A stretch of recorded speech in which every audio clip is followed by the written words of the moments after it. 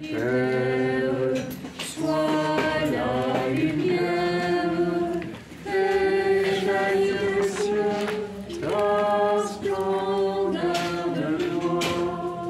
Viens, esprit de sainteté, viens, esprit de lumière, viens, esprit de feu, viens nous embraser. Père et du Fils et du Saint-Esprit. Amen. Voilà, je suis bonsoir à ceux que je n'ai pas pu saluer personnellement, en vivais depuis. Donc nous allons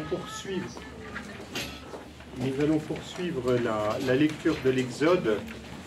L'avantage, c'est que l'Exode offre une trame narrative très très claire. Et on attend d'une certaine manière les épisodes. Donc je ne sais pas si vous attendez le cours, mais au moins on attend l'épisode. Hein, on sait que l'Exode, bientôt, on va arriver avec les chevals et cavaliers. D'ici là, il y aura un autre passage, je vous le disais maintenant, qui sera un peu plus austère.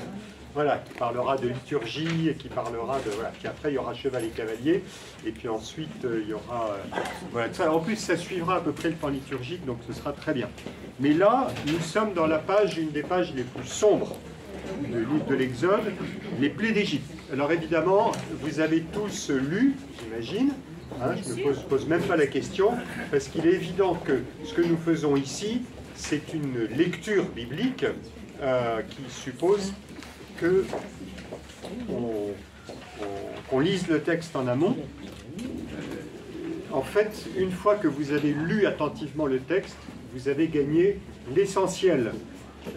Ce que je vous dis a pour but de vous permettre de revenir au texte et de vous en nourrir. Voilà, hein, donc la lecture est essentielle.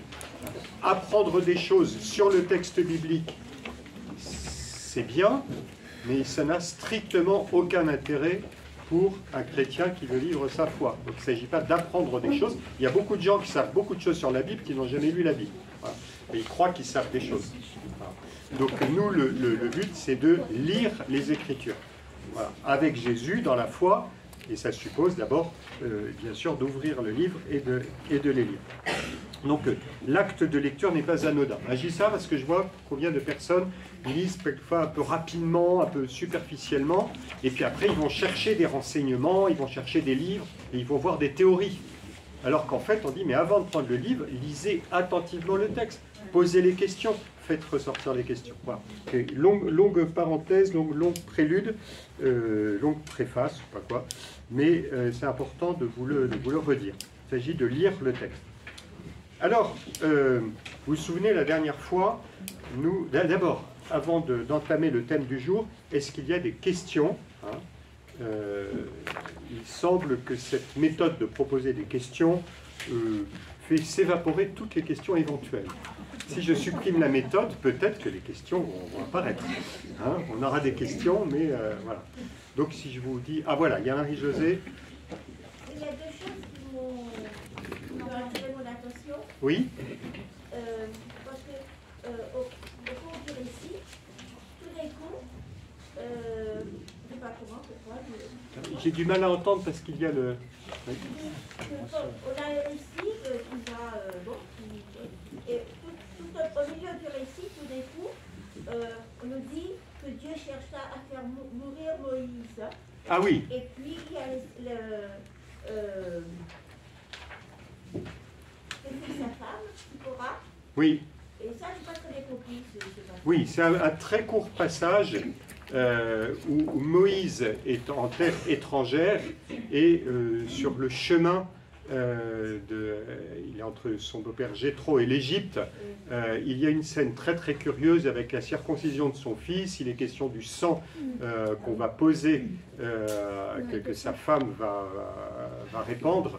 Alors on ne va pas beaucoup s'arrêter dessus. Ça fait partie des textes un petit peu plus difficiles que la tradition a voulu conserver, qui montre que Moïse est toujours en situation de enfin, il y a comme un danger de mort, il y a la question de la mort qui se pose, hein, et le Seigneur va le préserver à ce moment précis.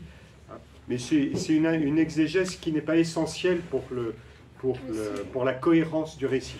Hein. Il y a l'Exode a peu de ces textes, il y a d'autres livres bibliques qui en ont plus, mais des textes qui ont été considérés par la tradition et qui font partie de la cohérence d'ensemble, mais qui ne sont pas essentiels. Voilà, c'est un des textes les plus mystérieux. On voit Moïse qui est comme au bord de la mort et que le Seigneur va préserver. C'est déjà finalement la question du sang qui préserve. Hein. Ensuite, après Moïse, préservé de la mort par le sang, eh bien, ce seront les Hébreux qui vont être préservés de la mort par le sang. Et finalement, ça va être le thème aussi du sang dans le Nouveau Testament, hein, le sang de l'agneau, le sang du Christ qui nous libère des péchés. Et puis, il y a autre chose que j'ai remarqué, qui a attiré mon attention, c'est que quand Dieu parle à Moïse, et Moïse lui dit, pour l'envoyer vers le roi d'Égypte, oui. Moïse lui dit, je ne sais pas parler, qu'est-ce que je vais lui dire, ils ne vont pas me croire, en fait, bref, oui. il a tout ce discours. Et Dieu lui dit, ne t'inquiète pas de savoir ce que tu vas lui dire, c'est moi qui te donnerai les paroles à ce moment-là. Et donc ça m'a fait penser à Jésus, bien sûr. L'évangile. Alors voilà, c'est une illustration du fait que quand on lit les évangiles, si on n'a pas l'arrière-fond de l'Ancien Testament, on passe à côté de richesses considérables. Vas-y, quand Jésus dit « Ne vous inquiétez pas de ce que vous allez dire, l'Esprit Saint vous sera donné », et de fait, la question est posée très matériellement, très concrètement par Moïse, parce qu'il bégaye, parce qu'il a du mal à parler. Alors c'est aussi une manière pour lui de dire « j'ai pas envie d'y aller ». Il essaie de trouver des excuses. Vous savez, quand on essaie de trouver des excuses, on est là, alors on dit « voilà pourquoi je peux pas faire ». Celui qu'on a devant nous va dire « mais ça tient pas, tu peux quand même ». Alors on trouve une deuxième excuse. Puis à la fin, plus ça va, et plus Moïse, il sait plus quoi dire. Alors il trouve le dernier truc, je n'ai pas parlé. Et bien le Seigneur, Aaron, et Aaron sera ta bouche. Voilà, hein. Il y a une bouche et Aaron. Et puis toi, tu es juste la parole. Alors comme ça, la parole, elle va passer par Aaron. Alors Moïse, là, il ne peut plus rien dire. Le Seigneur, je crois que c'est bon, 4-0. Donc là, il est obligé d'y aller. Voilà. Mais alors ça, oui, de fait, on en a parlé la dernière fois, mais ça veut dire que Moïse a fait l'expérience concrète de son incapacité devant Dieu, et ça ressortira dans le Nouveau Testament, que l'homme ne soit pas capable, Dieu est au courant, et bien Dieu donne lui-même le moyen d'accomplir la mission qui nous est confiée. Voilà, c'est quand Dieu confie une mission, il donne toujours le moyen de l'accomplir. Voilà. Il n'y a pas d'autres questions ? Eh bien, nous y allons. Voilà, alors la dernière fois, nous avons lu ce passage que José nous a rappelé, donc l'épisode du buisson ardent et la vocation donnée à Moïse. Hein, c'est ce passage qui, après l'introduction, les chapitres 1 et 2, la situation d'Israël en Égypte, le récit, le grand récit de l'Exode, le drame, si on peut dire, va commencer avec la théophanie, dans laquelle Dieu promet à Moïse d'être avec lui, et il va intervenir. Vous vous souvenez de la parole très importante qui était dite par Dieu à Moïse: j'ai vraiment vu la misère de mon peuple qui est en Égypte, c'est pourquoi je suis descendu. Hein. Donc Dieu a vu la misère de son peuple, il va descendre et il va intervenir. Là, on avait vu comment l'introduction s'était interrompue de façon assez brutale, et on voit qu'on bascule immédiatement dans les événements, dans le récit.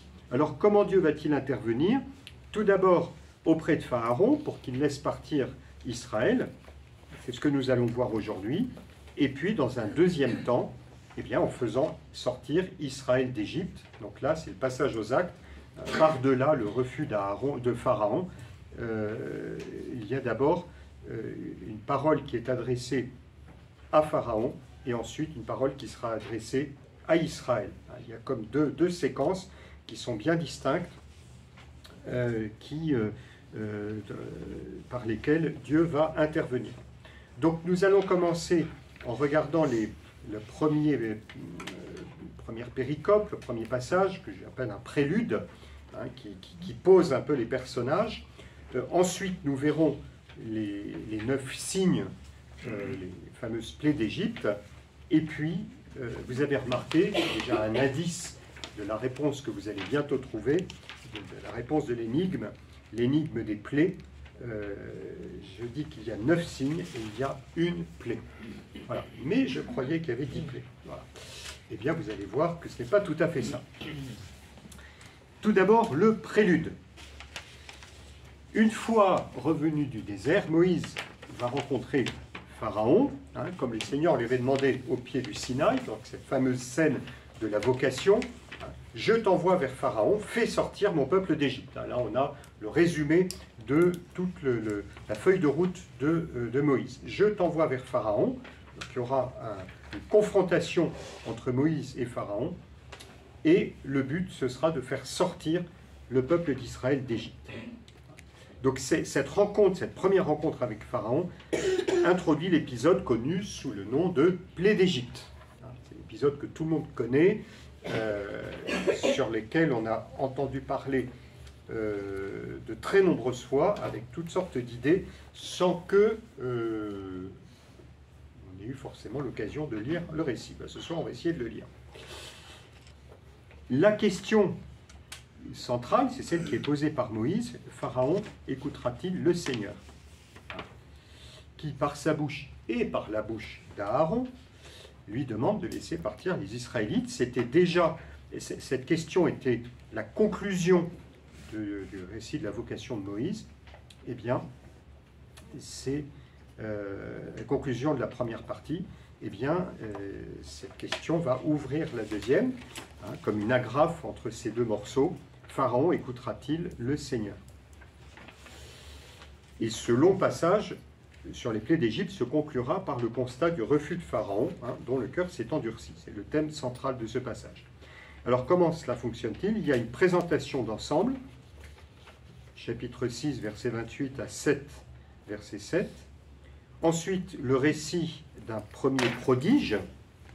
Il faut faire attention aux termes qui sont employés. Un premier prodige, chapitre 7, verset 8 à 13. Le corps du texte est constitué par les 9 signes, chapitre 7 à chapitre 10, et à la fin, au chapitre 11, il y aura le 10e signe, qui est la véritable plaie. Alors, arrêtons-nous rapidement sur ce premier prodige, hein, c'est donc pas encore un signe, un récit, d'ailleurs, je vous ai mis une peinture de Nicolas Poussin au dos, hein, c'est intéressant de regarder comment ça a été interprété dans l'art, une peinture du Louvre.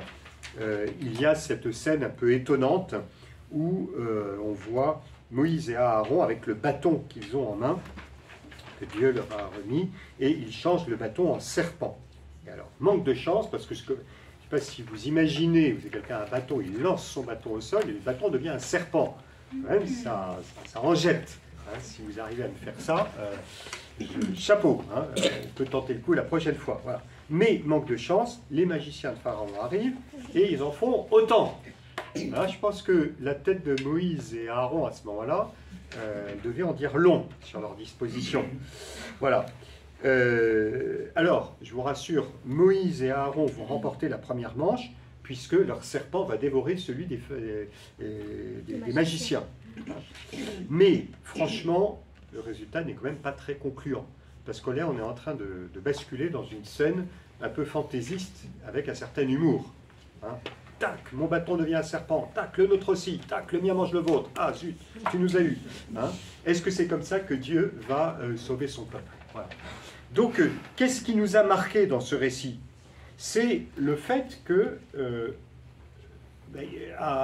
Moïse et Aaron ont fait un prodige. Mais un prodige, Dieu n'a pas besoin de prodiges pour intervenir, hein, puisque les prodiges, les païens sont capables d'en faire. Et de fait, face à cela, peut-être que Pharaon a souri, en tout cas, son cœur s'est endurci et il n'a pas écouté Moïse. Hein. Le cœur de Pharaon s'endurcit et ne les écouta pas comme l'avait prédit le Seigneur. Ce n'est pas en faisant des prodiges que Moïse va marquer la différence. Des prodiges, les magiciens savent très bien en faire, ce ne sont que des tours de passe-passe. C'est vrai que, vous direz, oui, d'accord, bâton changé en serpent, on verra le Seigneur faire des prodiges encore plus impressionnants. Quand même, les prodiges, ça marque son bonhomme quand on assiste à un prodige. Mais en tant que tel, ce qui compte et ce qui interviendra, ce n'est pas le prodige en tant que tel, mais sa signification. Il s'agira davantage de signes que de prodiges. Devant le même événement, qu'est-ce qui compte? C'est soit le côté un peu surprenant de la chose, donc le prodige, ce que nous comprenons des miracles, soit c'est le signe. Vous savez que cette problématique, on la retrouvera dans l'Évangile. Il y a le terme de prodige dans l'Évangile, il n'apparaît qu'une fois, à propos des miracles de Jésus. Les miracles de Jésus sont appelés des dunamis, des actes de puissance. Et Saint Jean, les miracles, il leur donne le nom de signe, vous le savez. Et donc Jean donne le sens théologique des prodiges que fait Jésus. Et quand on verra Hérode dire à Jésus « fais un miracle », en fait, fais un prodige. Fais un prodige. Change ton bâton en serpent. Amuse la galerie. Et Jésus ne fait rien. Et quand Jésus fait des miracles, les gens disent « ah, extraordinaire ! Il a changé le bâton en serpent, il a fait des miracles. » Ils n'ont rien compris. Ils n'ont pas compris que c'était des signes. Et c'est la raison pour laquelle, dans l'Évangile, on dira « Jésus ne fit pas beaucoup de miracles, parce qu'il n'y avait pas de foi. » Alors c'est très bien, c'est les Égyptiens, c'est les Hébreux, c'est l'Évangile, mais c'est nous aussi. Parce qu'il faut bien reconnaître que pour nous, ce qui est marquant, c'est quand il se passe quelque chose. C'est bien la preuve que Dieu existe. Vous avez vu, il y a un truc, là, c'est sûrement... c'est impressionnant, ça en met plein la vue. Eh bien ça, cette approche du miracle, Jésus s'en méfie énormément, parce qu'on voit que devant un prodige, Pharaon s'est endurci. Et on va voir que même devant les signes, il peut y avoir encore un endurcissement. Que le signe lui-même est une pédagogie, mais qu'il faut bien que ce soit compris comme une pédagogie. Alors, maintenant, attaquons-nous aux 9 signes. D'abord, il faut une présentation d'ensemble. Ça me semble très important pour qu'en lisant le texte, nous voyons à peu près de quoi il s'agit. Ensuite, nous regardons comment le récit est structuré, parce qu'il est très très bien structuré. Et ensuite, nous verrons la succession des 9 signes. Et puis la grande question qui se pose pour nous, une des questions les plus importantes de la Bible, pourquoi Dieu endurcit-il le cœur de Pharaon? Voilà, je pense que vous avez tous cette question, c'est la grande question. Alors d'abord les signes. Voilà, j'en viens à cette fameuse question du rapport entre les signes et les plaies. On a l'habitude de parler des plaies d'Égypte. Alors qu'est-ce que c'est qu'une plaie? Les médecins pourront nous le dire, une plaie c'est un mal physique qui frappe quelqu'un. Et c'est vrai que les actions menées par Moïse et Aaron ont un caractère de punition infligée à Pharaon pour son refus de laisser partir le peuple. Et ce point de vue n'est pas absent de la Bible. L'idée que ce que Moïse et Aaron vont faire, ça fait mal, vous imaginez plein de temps, des guêpes ou des temps, je sais pas quoi, partout, qui arrivent, vous essayez de vous en débarrasser, il y a plein de grenouilles partout, le soir vous êtes dans votre lit, il y a plein de grenouilles, les sauterelles qui arrivent, qui vous montent dessus, enfin, c'est effrayant, quoi. Donc évidemment ça fait mal, mais l'intention de Dieu ce n'est pas de faire mal. Très intéressant de voir comment nous lisons la Bible, nous attribuons à Dieu des pensées qu'il n'a pas forcément. Est-ce que Dieu a dit qu'il voulait faire mal? C'est pas ça qu'il dit. Il dit je vais multiplier les signes et les prodiges. Je vais multiplier ces signes pour réveiller le cœur de Pharaon.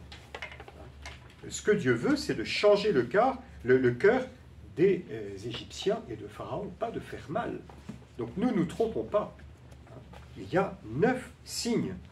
Dieu dit, je multiplierai les signes. Il ne dit pas, je vais multiplier les plaies. Notre relecture qui fait que nous disons que ce sont des plaies. La grande question, la question importante, et ça vaut pour tout le livre de l'Exode, c'est la révélation de Dieu. C'est la révélation que, ça il faut bien le comprendre, je vous en ai déjà parlé au moins lors de la deuxième rencontre à propos de l'esclavage des Israélites, et que Pharaon veut se mettre à la place de Dieu. Il faut qu'il découvre, qu'il comprenne qui est le Seigneur et qui il est lui. Cette tentation pour l'homme de se construire son Dieu, et quand il s'agit d'un roi, c'est-à-dire de celui qui va gouverner un peuple, celui qui veut se mettre à la place de Dieu. Et c'est pourquoi il y aura ce leitmotiv, le Seigneur dit, Pharaon et les Égyptiens sauront que je suis le Seigneur. Et ce ne sera pas simplement une information. Savoir qui est le Seigneur, c'est on en a fait l'expérience. Il faudra que Pharaon fasse l'expérience, qu'il n'est pas Dieu. Donc c'est une question qui est extrêmement grave, parce que on entre dans un drame, comme je le disais tout à l'heure, entre la puissance de l'homme qui essaye de se déployer sans Dieu, et même contre Dieu. Eh bien, il faut que Dieu arrive à atteindre le cœur de l'homme pour que l'homme comprenne qui est le Seigneur. Et les Égyptiens sauront que je suis le Seigneur.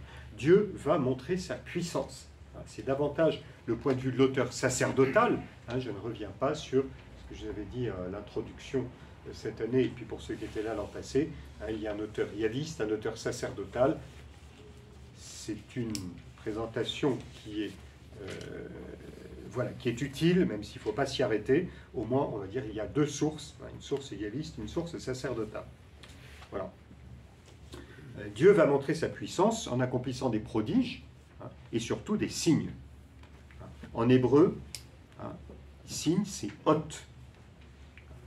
Les signes et les prodiges. Hot et les niflaot, les signes et les prodiges. 9 signes et prodiges qui n'auront pas d'autre effet que l'endurcissement de Pharaon. Alors on va l'évoquer rapidement tout de suite. Le 10e signe, ce sera plus simplement un signe, ça aura une valeur de signe, mais là ça deviendra véritablement une plaie, c'est-à-dire une souffrance, dans laquelle je reviendrai tout à l'heure. Ce qui est intéressant, c'est que les signes mettent en branle les éléments naturels. Alors il y a le fleuve, les nuages, les animaux, les temps, les grenouilles. Il y a probablement une critique de la religion égyptienne, dans laquelle les animaux étaient divinisés. Si vous allez au Louvre, vous verrez, on voit des objets très beaux d'ailleurs, en turquoise ou en terre cuite, émaillés, ou tout ce que vous voulez. On voit des animaux qui sont divinisés. Donc cette critique est fort probable dans ce récit. On voit aussi dans ces signes et prodiges une évocation du chaos originel et de la création. Dieu qui a créé le monde en est le maître. Je vous ai dit, avec Pharaon, l'orgueil de Pharaon est tel qu'il se met à la place du Créateur. Donc c'est la création qui est convoquée. Ce sont les éléments du ciel, de la terre, de l'eau, des nuages. Dieu manifeste sa puissance créatrice à travers les signes et les prodiges.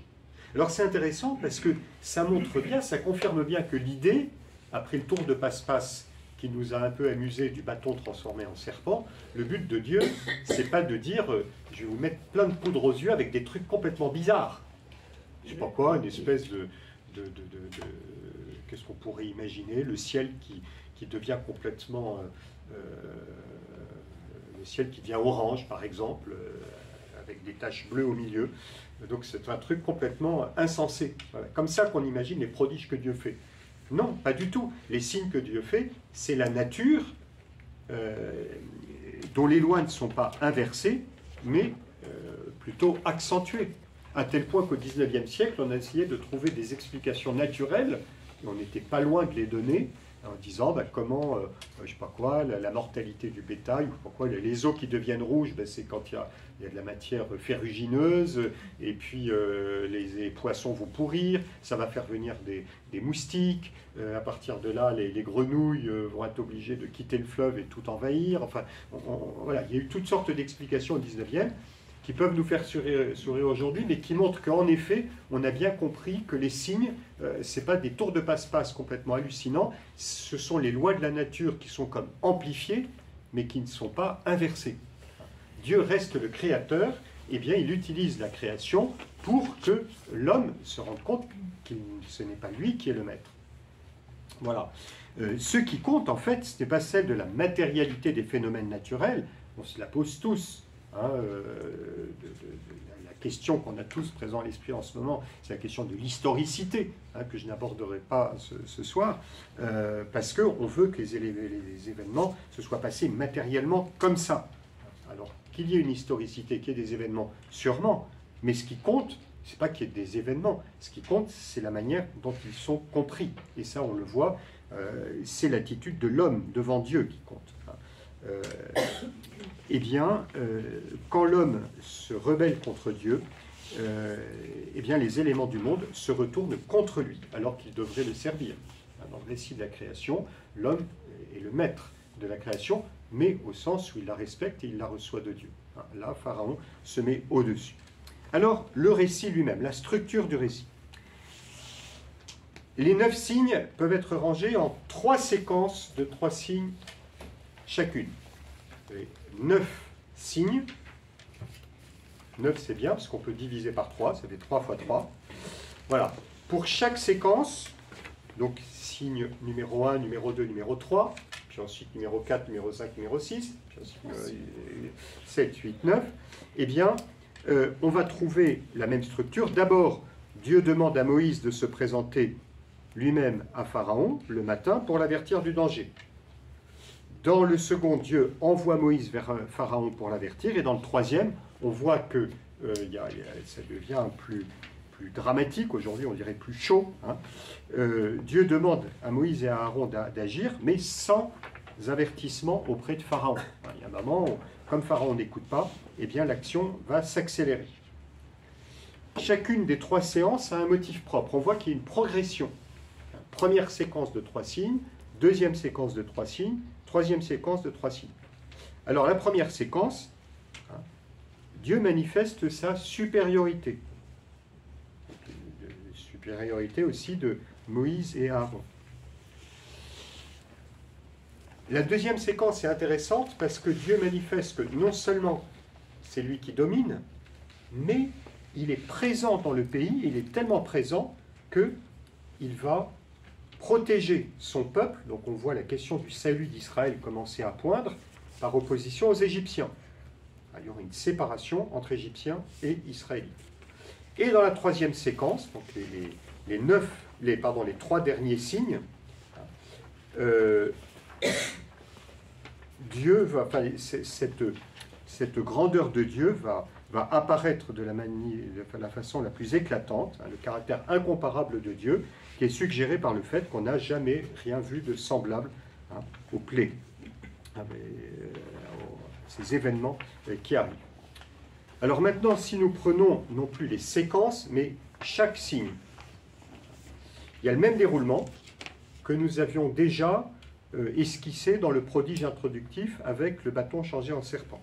D'abord une introduction, avec avertissement au nom de Pharaon, puis le prodige naturel par la main de Moïse et Aaron, puis l'endurcissement de Pharaon. Ça va revenir sans cesse, avec des variantes, sur lesquelles je ne m'arrête pas. Des variantes dues à la progression narrative, notamment, par exemple, les magiciens qui étaient dans le coup au début, alors ils sont un peu plus sérieux que Pharaon, ils voient qu'il y a un moment, il faut arrêter. Hein. Ils étaient efficaces au début, à la fin, ils ne le sont plus. Eh bien, ils disent, dans ce cas-là, on jette l'éponge. Pharaon, lui, il est inflexible, et quand il semble céder, eh bien, en général, il revient sur sa décision, et il s'endurcit encore plus. Voilà. Mais c'est intéressant de voir aussi qu'il y a une progression des signes.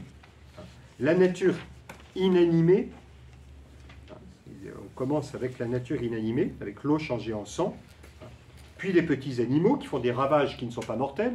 Avoir des grenouilles qui se baladent dans votre dos, ça fait comme ça, hein, mais ce n'est pas mortel. Hein, voilà. Puis le bétail qui va mourir, et puis les hommes qui vont être atteints dans leur corps. Hein, puis finalement la grêle qui fait des morts, les sauterelles qui anéantissent toutes les récoltes, les ténèbres qui rappellent le chaos originel, donc un retour au chaos originel. Voilà. Donc on voit qu'il y a vraiment une progression dans laquelle la menace de la mort et la menace du retour au chaos originel se fait de plus en plus précise. Et dans tout cela, eh bien, Israël est protégé. Israël est protégé, Israël est mis à part. Alors je vous ai déjà posé la question, et donc j'ai abordé la question, qui sont les gentils, qui sont les méchants? Vous avez remarqué que pour l'instant il n'y a pas de gentils et pas de méchants, hein, tout le monde est un peu à égalité, mais Israël, pour l'instant, ce n'est pas Israël qui est au centre. Dieu met de côté Israël en vue du salut. Donc Israël est mis de côté. Pour l'instant, tout va se jouer avec les Égyptiens. Tout se joue avec les Égyptiens, mais la protection d'Israël montre que Dieu prend quand même parti en sa faveur. Mais comme vous allez voir, pour l'Égypte, il y a aussi quelque chose, il y a une espérance. Voilà, la succession des 9 signes. Alors, prenons maintenant chaque séance les unes après les autres. C'est un survol très rapide, parce que là, on pourrait y passer des heures, ce serait passionnant, mais je retiens quelques points de chaque séance. Voilà, ça commence avec l'eau qui est changée en sang. Comment l'eau peut-elle être changée en sang? C'est assez effrayant. Alors on peut s'imaginer, comme le faisaient les savants au XIXe siècle, que c'était des algues ou de... Enfin, on a toutes sortes d'explications, vous avez peut-être vu ça. Hein. Mais boire de l'eau changée en sang, ben on sait qu'on ne va pas pouvoir boire pendant longtemps. Ça ne touche pas Pharaon. Hein. La tradition juive dit... enfin, il se moque de Dieu. Hein. Pas d'eau, ben je boirai du vin. Hein. Il transforme le vin. Moi aussi, je suis capable de boire quelque chose qui est... Voilà. Alors évidemment, il y a l'humour de Pharaon, mais ça montre qu'il n'a pas bien compris qu'il y avait un message. Et puis on voit les magiciens qui font eux aussi les signes accomplis par Moïse et Aaron. C'est au 3e signe qu'ils se rendent compte quand même des limites de leur pouvoir, et ils admettent leur défaite. Hein. Devant Pharaon, ils disent « le doigt de Dieu agit ». Donc on passe déjà à un autre niveau. Et voyez, ce qui est terrible, c'est que Pharaon, il a quand même quelques signaux autour de lui. Ces magiciens qui disent « attention, il se peut que ce soit vraiment le Seigneur ». Est-ce que Pharaon écoute? Lui, non, il ne change pas d'attitude et il endurcit son cœur, comme c'était le cas déjà dans les 2 premiers signes. Pharaon endurcit son cœur. Deuxième séquence, donc les 3 signes suivants. Les temps, la peste du bétail, les pustules. Alors c'est là que Dieu réalise cette opération chirurgicale, il met Israël à part. Je mettrai à part la terre de Goshen. Vous vous souvenez que c'est là que Dieu avait installé le peuple d'Israël. Voilà, donc ce sont les 4e, 5e et 6e signes. Et le 6e signe, comme je vous le disais un peu avant, enfin, le 3e signe de la séquence est toujours un peu plus fort. Il y a quelque chose de décisif qui va se jouer. Eh bien, là, pour la première fois, on voit Dieu qui endurcit le cœur de Pharaon. Ça commence à être inquiétant. Dieu endurcit le cœur de Pharaon, et il en ira ainsi pour les 8e et 9e signes. La 3e séquence, la grêle, les sauterelles, les ténèbres. C'est le 9e signe, le dernier qui va constituer un climax, une intensification maximale de la tension, du drame. Tous les Égyptiens sont engloutis dans les ténèbres épaisses, et pas les Israélites. Cette opération chirurgicale qui met Israël à part. C'est un rappel du récit de la création. Les ténèbres épaisses, au début, il n'y avait que l'obscurité sur la terre. Eh bien, on est plongé dans cette obscurité d'avant la création. On peut dire que c'est une décréation. Ce thème de la décréation, on l'avait déjà eu avec l'histoire de Noé, le retour au flot qui engloutissent tout. Là, ce sont les ténèbres. Là, les Égyptiens prennent conscience que l'homme ne peut pas se mesurer avec Dieu. À ce moment-là, on se dit, ça y est, Pharaon se laisse enfin toucher. Il essaye de se montrer bon négociateur avec les Israélites. Voilà, Pharaon appela Moïse et dit, allez et servez le Seigneur. Je ne cache pas que quand j'ai découvert un peu la lecture du livre de l'Exode, je me dis, c'est super, ça s'arrange, ça s'arrange. C'est grâce à ça qu'ils sont sortis d'Égypte. Manque de chance, Pharaon revient sur sa décision. L'idée de Pharaon, en gros, on peut discuter, mais il garde quand même ses idées derrière sa tête.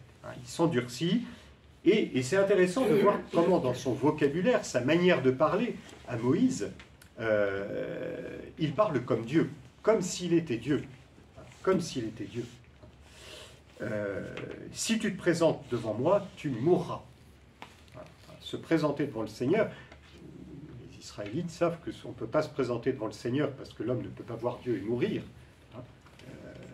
Pharaon est comme un dieu, tu ne peux pas te présenter devant moi sans mourir. Voilà, on voit l'orgueil de Pharaon qui se révèle avec toujours plus de force. Et l'aboutissement, ce sera la mort. Et c'est ce que nous allons voir avec la question de l'endurcissement de Pharaon. J'en arrive à cette question dramatique, tragique, de l'endurcissement de Pharaon. Vous vous souvenez que... Est-ce que jusqu'à présent, ça va? Il n'y a pas de questions, il n'y a pas de revendications. Voilà. On voit comment les choses progressent et comment se situent les différents protagonistes et les différentes questions qui sont posées. Donc là, ce sont les signes qui n'ont rien fait d'autre que d'aboutir à l'endurcissement de Pharaon. Alors, l'endurcissement de Pharaon, on peut dire que c'est un processus, si on peut parler comme ça, qui commence dès le début du livre de l'Exode. Vous vous souvenez des mesures prises par Pharaon à l'encontre du peuple d'Israël, des mesures malveillantes, des mesures initialement cachées. Prenons de sages mesures, disait-il à ses ministres. Voilà, il y en a qui les prennent de sages mesures. Mais les sages mesures, c'était quoi? C'était de tuer les enfants mâles d'Israël. Jusqu'au moment de l'envoi de Moïse, jusqu'au chapitre, la séquence, chapitre 3 à 6, la situation s'est aggravée, souvenez-vous. On va tuer les fils d'Israël, on va alourdir le travail. S'ils se plaignent, eh bien, on va leur demander de fabriquer encore plus de briques. Donc cet endurcissement, il est déjà là depuis le début. Il s'enferme sans vouloir comprendre qu'il s'agit de la vie et de la mort d'un peuple. Alors, nous arrivons au moment où nous l'avons dit, à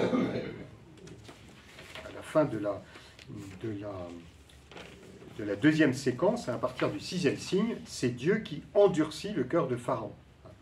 Alors, si Dieu endurcit le cœur de Pharaon, ça semble confirmer l'idée que le Dieu de l'Ancien Testament est un Dieu violent.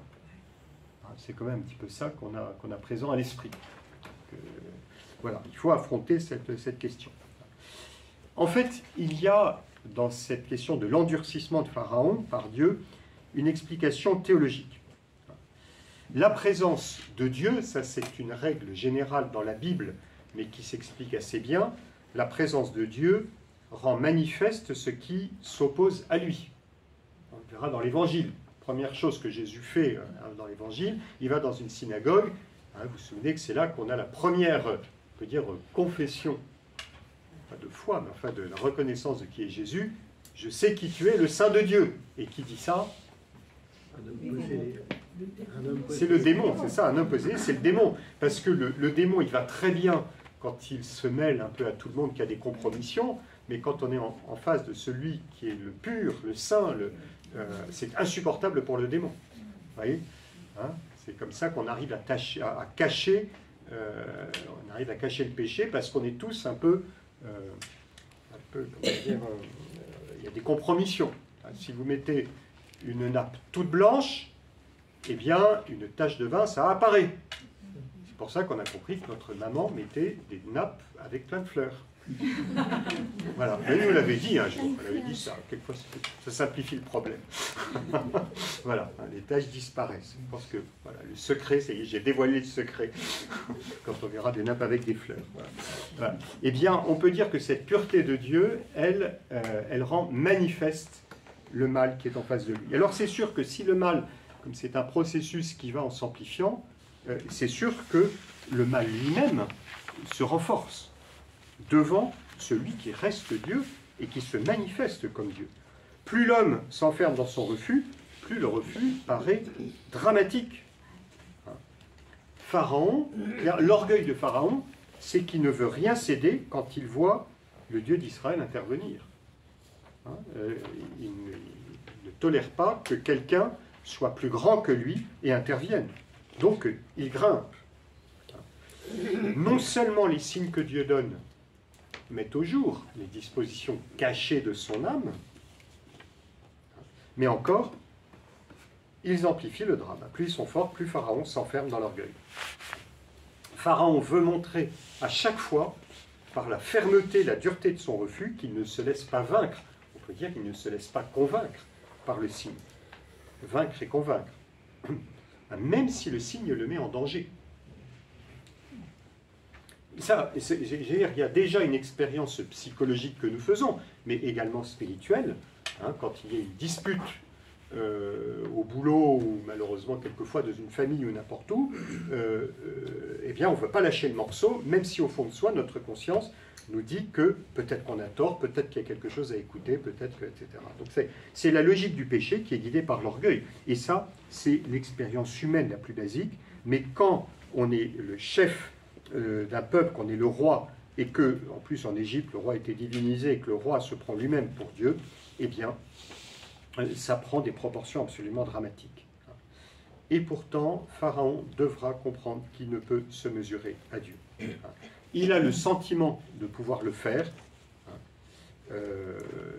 puisqu'il est persuadé d'être son propre Dieu, il agit comme son propre Dieu, mais il ne peut pas aller au-delà de ce que son orgueil lui inspire. C'est ça, le drame de l'homme qui se met à la place de Dieu. Je le représenterai sous la forme d'une montagne.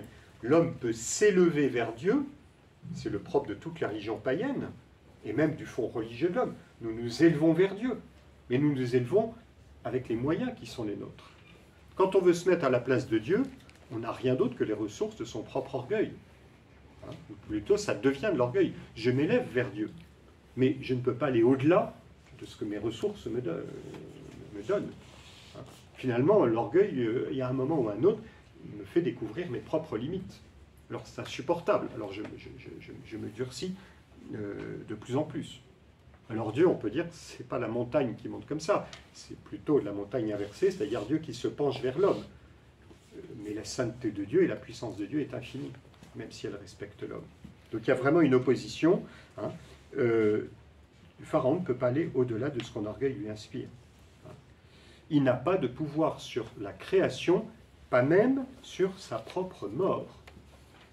L'homme le plus orgueilleux, le plus tyran que la terre puisse posséder, il y a un moment, il meurt. Il est à égalité avec tous les autres. C'est pour ça que la question de la mort va se poser. C'est Dieu qui reste maître dans ce drame, au point d'être capable d'intégrer dans son dessein rédempteur ce qui s'oppose à lui.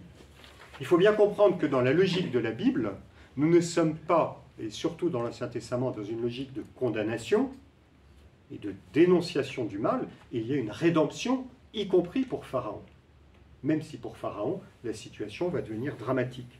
Dieu va être capable d'intégrer, de récapituler dans son dessein, jusqu'à l'opposition de Pharaon. Et c'est la raison pour laquelle on dit Dieu endurcit le cœur de Pharaon, c'est-à-dire Dieu garde les commandes. Voilà. Il se serait bien passé que Pharaon refuse, que Pharaon s'endurcisse, mais dès lors que Pharaon entre dans ce jeu, eh bien Dieu, il aura toujours une longueur d'avance sur Pharaon. Le père Guéguin, avec pas mal d'humour, disait « T'as envie de jouer à l'imbécile ? Eh bien, jouons ensemble. C'est pas sûr que ce soit toi qui gagne. » Voilà, c'est avec un certain humour, mais vous savez, je prends souvent la comparaison avec l'ado. Je ne dis pas les ados que nous voyons, l'ado que nous avons été. Ça change un peu les choses. Plus souvent, on dit les ados, oui, mais on a été ados. Il faut se souvenir à quel point, je crois que les parents ne diront peut-être pas forcément le contraire, et des fois, les ados sont capables d'être infiniment casse-pieds. D'une espèce d'enfermement. Voilà, et les parents, il y a un moment, soit on est comme ça, se dit, ok, tu veux jouer à l'imbécile, ben on va voir qui va gagner. Et puis à un moment, l'ado se rend compte qu'il ne peut plus aller plus loin. Il découvre qui est véritablement, qui sont ses parents, quelle est la réalité, etc. Voilà. Dieu reste maître, et si Pharaon veut jouer ce jeu-là, d'une certaine manière, on peut dire que Dieu accepte de le jouer pour que Pharaon se rende compte que même là, le Seigneur est présent. Comme le dit le psaume, je monte dans les cieux, te voilà, je vais jusqu'au fond des abîmes, tu es encore là. Le Seigneur, il englobe l'univers. Ça ne veut pas dire que ce n'est pas du panthéisme où on voit Dieu partout, mais Nous ne sommes que des créatures et nous devons l'apprendre. Et l'orgueil le fait découvrir de façon négative, mais Pharaon le découvre à ses dépens aussi. Est-ce que cette question de l'endurcissement de Pharaon, ça va, ou est-ce qu'il y a quelque chose qui reste pas forcément? Pourquoi 10 fois? Pardon? Pourquoi Alors, le chiffre 10, c'est une manière un peu systématique de présenter les choses. Hein, c'est un chiffre qui revient souvent dans la Bible. On voit qu'il y a les 9 signes, et là on va arriver au 10e signe, qui va devenir une plaie. C'est-à-dire le moment où Pharaon va être touché dans sa chair. C'est-à-dire que Dieu va enfin toucher Pharaon, puisque jusque-là, il n'a pas été capable, jusqu'au bord de la mort, jusqu'au bord de... dans les ténèbres dans lesquelles il est plongé, donc dans cette replongée dans le chaos de la création, d'avant la création, même là, il ne bouge pas. Là, il va être atteint au plus profond de lui-même. Voilà. Mais voilà, je reviens sur la question de l'endurcissement. L'endurcissement de Pharaon, dit autrement, c'est Pharaon qui s'est endurci. C'est Pharaon qui s'endurcit. C'est Pharaon qui se dresse contre Dieu. Dire que Dieu endurcit Pharaon, ça veut dire que même cet acte par lequel Pharaon se détourne de Dieu, eh bien Dieu va le reprendre à son compte pour pouvoir réorienter Pharaon sur un chemin de salut. Et quel est ce chemin de salut?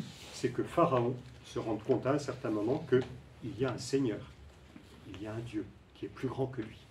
Et les Égyptiens sauront que je suis le Seigneur, jusque dans la mort.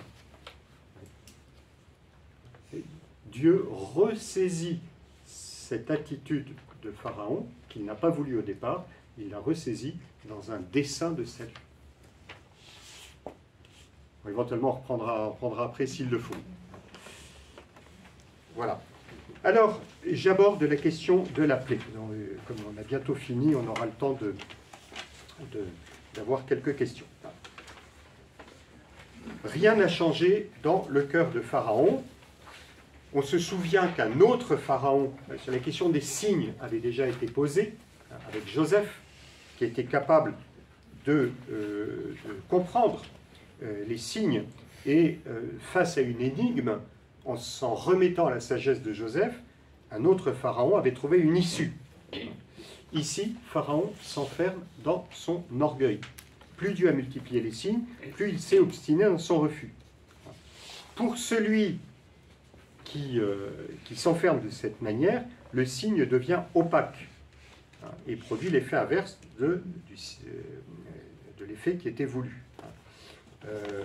Donc, on peut multiplier les signes. Pour Pharaon, il s'est enfermé dans sa logique. Ça, on le voit bien avec quelqu'un, pas simplement les autres, mais nous le voyons bien avec nous-mêmes quand nous sommes dans notre logique. Je ne veux pas lâcher le morceau, je ne veux pas reconnaître que c'est moi qui ai tort, je ne veux pas reconnaître que ceci, cela, et bien on va s'enfermer jusqu'au bout, même si à un moment on se dit mais la position devient intenable. Mais je ne peux pas reconnaître le moment où j'ai peut-être un peu excessif. Alors on va aller jusqu'au bout. Donc Pharaon est finalement prisonnier de son propre orgueil.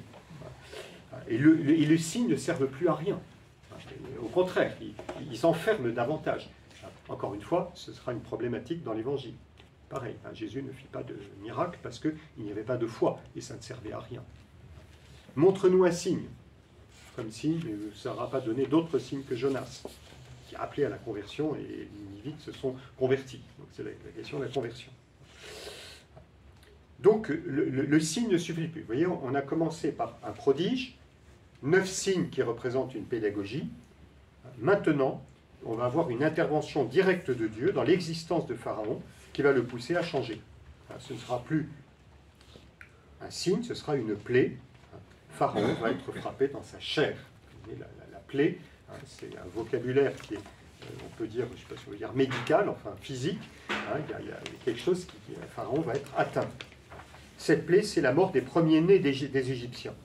Alors, cette thématique, évidemment, nous ramène au début de l'Exode, quand Pharaon avait décrété la mort des enfants mâles d'Israël, des garçons. Ça veut dire, c'est la disparition complète du peuple d'Israël. Aujourd'hui, on emploie le terme de génocide depuis quelques dizaines, depuis 1944, je crois. Mais c'est quand même ça. tous les enfants mâles du peuple d'Israël devaient disparaître. C'était quelque chose d'absolument dramatique. Eh bien, cette plaie est comme une réponse à cette mesure, avec une différence importante.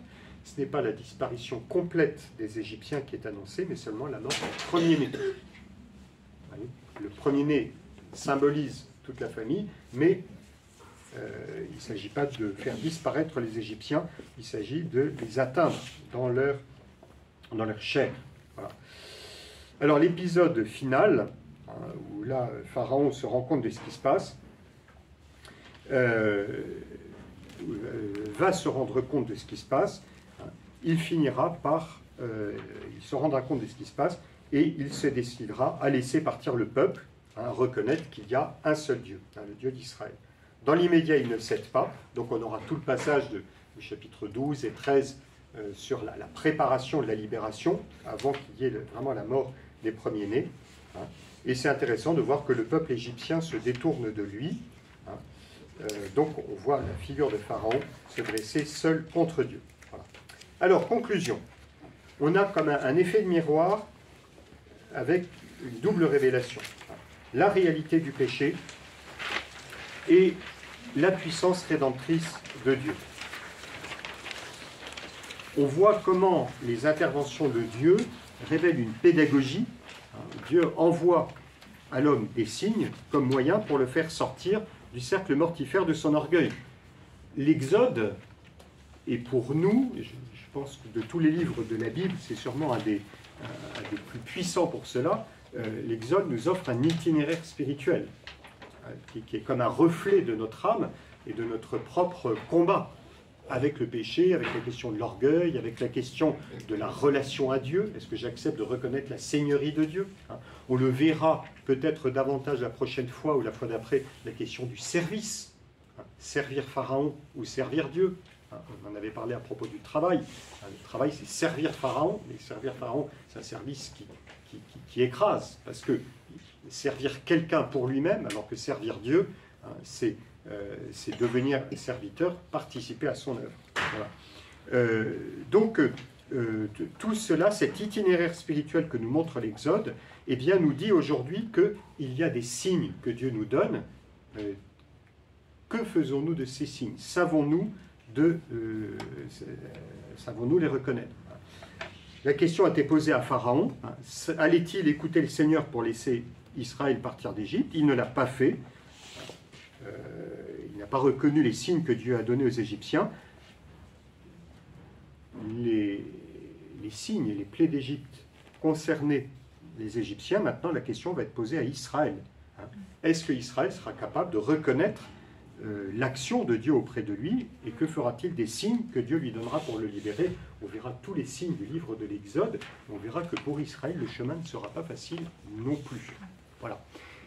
Il est 10 heures tout juste. Je ne sais pas si les complis c'est 10 heures ou un peu après. Est-ce que vous avez le temps juste pour 2 ou 3 questions? Oui?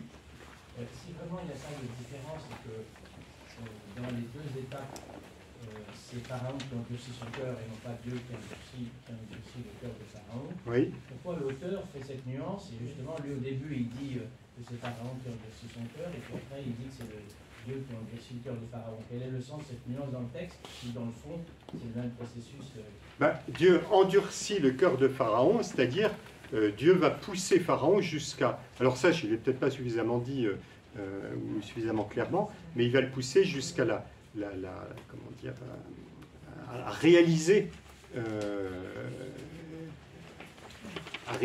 où le conduit cet enfermement.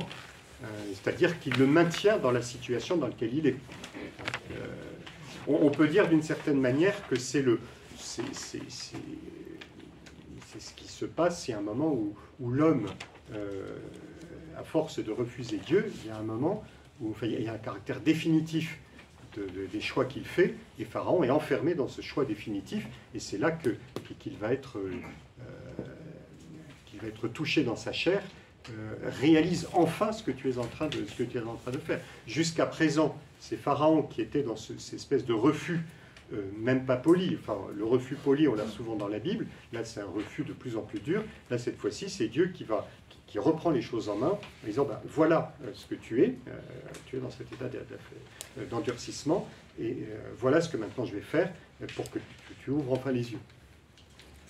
Le caractère total et enfermant et définitif de ce que Pharaon est en train de dire, cette fois-ci c'est Dieu qui prend les commandes. C'est un peu pour ça que j'ai pris l'image en fait, du père Guéguin qui dit « tu as envie de faire l'imbécile, ben, écoute, on va jusqu'au bout, mais dans ce cas-là, ça va te réveiller. » Oui. Est-ce qu'on peut dire que Pharaon, au début, n'était pas conscient de son orgueil et qu'à partir du moment où on dit que c'est Dieu qui endurcit, on dit que c'est Dieu, à ce moment-là, est-ce qu'il ne prend pas conscience? Je ne sais pas si on dit pas que Pharaon prend conscience. Il est dès le départ dans une attitude d'orgueil, puisqu'il veut faire travailler les Israélites pour son service.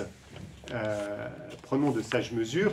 Ça révèle quand même que, quand il dit de tuer les premiers enfants, c'est qu'il a peur pour lui-même, pour sa royauté, un peu comme on verra avec Hérode. Mais prendre conscience de son orgueil, je ne suis pas sûr qu'il en prenne vraiment conscience. Alors dans le récit, il en prendra conscience au moment du passage de la mer, parce que là, il va être englouti. Mais jusque-là, on ne donne aucun signe qu'il en ait pris conscience.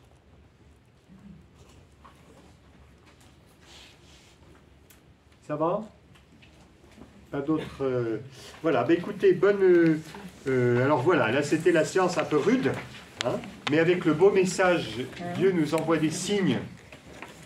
Est-ce que nous sommes assez humbles pour les accueillir tels qu'ils sont, à nous remettre en cause nous-mêmes, pour savoir qu'à chaque fois, le signe m'ouvre sur un chemin de vie, et que même pour celui qui s'enferme dans le péché, c'est ça qui est extraordinaire, même pour Pharaon, il y a la perspective d'une rédemption. Ça c'est très très important. La prochaine fois, nous verrons... La prochaine fois, nous verrons les chapitres, alors ça doit être 12 et 13, la question de la Pâque, qui est fondamentale pour les chrétiens, parce que,